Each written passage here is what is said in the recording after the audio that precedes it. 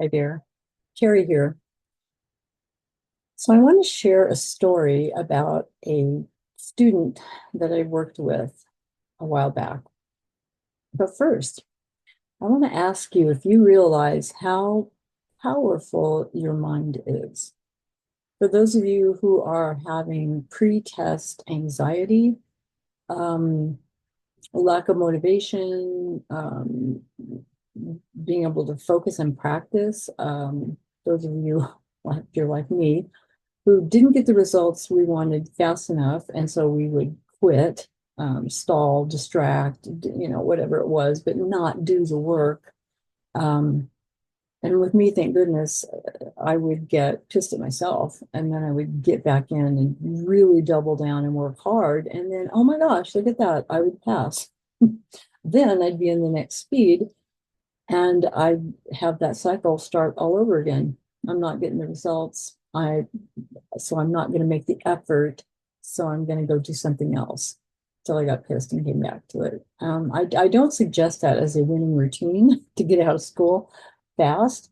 And looking back now, I realize how much time and money I lost by caving in to the part of me that, I don't want to say it was lazy. It just didn't believe in my future as much as I needed some part of me to believe in it to keep me on task, to just make me shut up and do the thing I knew I needed to do.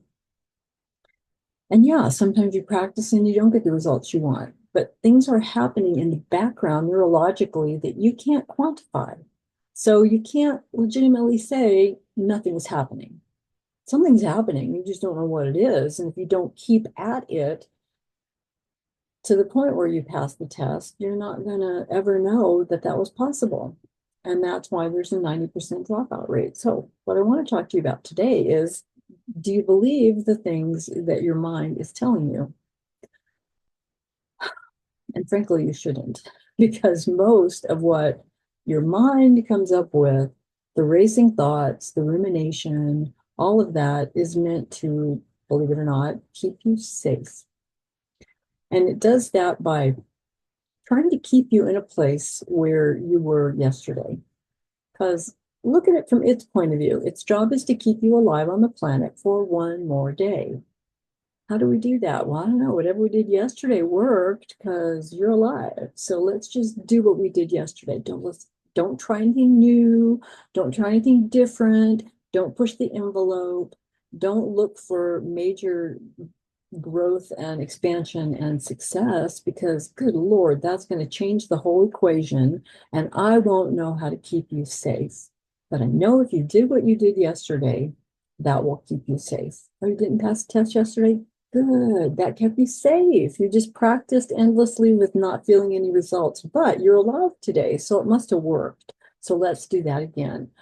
Without you intervening, that process just keeps repeating because it's a program that your subconscious has figured out keeps you safe.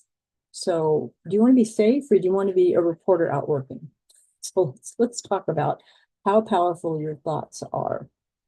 And one of the ways to get um, a concept of that is, I want to try something with you. I want you to imagine that you have in your hand a lemon, a ripe, juicy, yellow, shiny lemon. I want you to look at it in the palm of your hand, your imaginary invisible lemon, and I want you to see it. I want you to try to imagine its color and its texture, the feel of its surface, the shininess or lack on its surface, how big it is, how much it weighs. I want you to feel it. Really be there with the lemon. And I want you to just smell it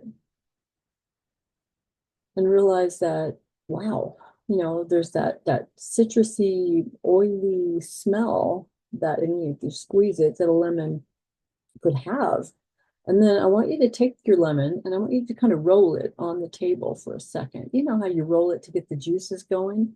And then while it's on the table, safe, take a knife and cut it in half and bring up one half back in your hand. So you can see that flat, shiny surface in the interior of the lemon, and realize now, smell it again with your mouth open, you can really smell it better, that it smells different than just the peel of the lemon, the exterior of the lemon. It's amazing. I want you to take that half of a lemon and I want you to put it in your mouth and bite down on it. And really kind of move your teeth and your tongue, and you can feel that lemon in your mouth. And then I want to ask you, because there's a percentage of you that your salivary glands will start activating. And you'll say to yourself, well, that was weird, because your mind was able to replicate what was something that you were familiar with, even though it doesn't exist. Your body follows your mind. The thoughts in your mind are what directs your body. If the thoughts in your mind are, I can't do this, it's too hard, I'm destined to fail, I fail more often than I ever succeed, so why shouldn't I fail? And that's what you're going to get. Your body follows your mind, which is why your hands shake, you get sweaty, you get dizzy, you get all those things that happen when you're taking a test. And then I had a class with a world-renowned hypnotist, and I said, how can I help court reporter students that I'm working with get over test anxiety? And he looked me straight in the face and said, there's no such thing as test anxiety. There's just anxiety. And I thought, okay, I don't like those two words together, just anxiety, because it like minimizes what we feel in our body. What the F are you talking about? I paid good money for this course. I want an answer to my question. Of course, it's test anxiety. We're showing up to take a test, and that's when the anxiety hits, or sometimes days before. What is that all about? He said, well, it's not the test that's causing the anxiety. The test is the trigger that's reminding your subconscious of a time, a place, an episode, an event that had all to do with being in a precarious situation, a dangerous situation, a situation where you had no control and you were full of fear. It's triggering you to feel those feelings again, to remind you to not stay in that situation, to get away from it. Except we can't. It's like, yeah, it's like a fight or flight response in your nervous system, but there's nobody to fight and there's nowhere to flee to. So what are we supposed to do with all this shit in our body, all these feelings that feel so bad? What are we supposed to do with that?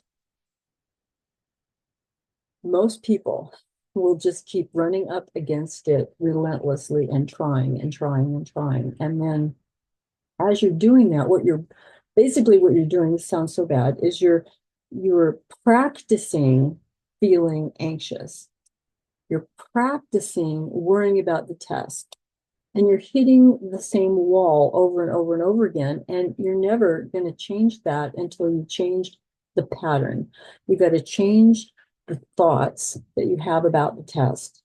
You're going to have to even change up how you show up for the test. You're going to have to change things in a way that your brain has to stop and say, well, that's not familiar. Wait, stop. What are we doing now? And because it's off balance, it doesn't have the ability to throw you into a panic attack, to take away your ability to pass a test.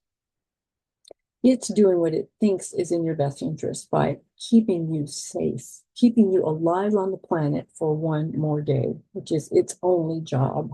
It doesn't understand the money that's sitting out there waiting for you to make.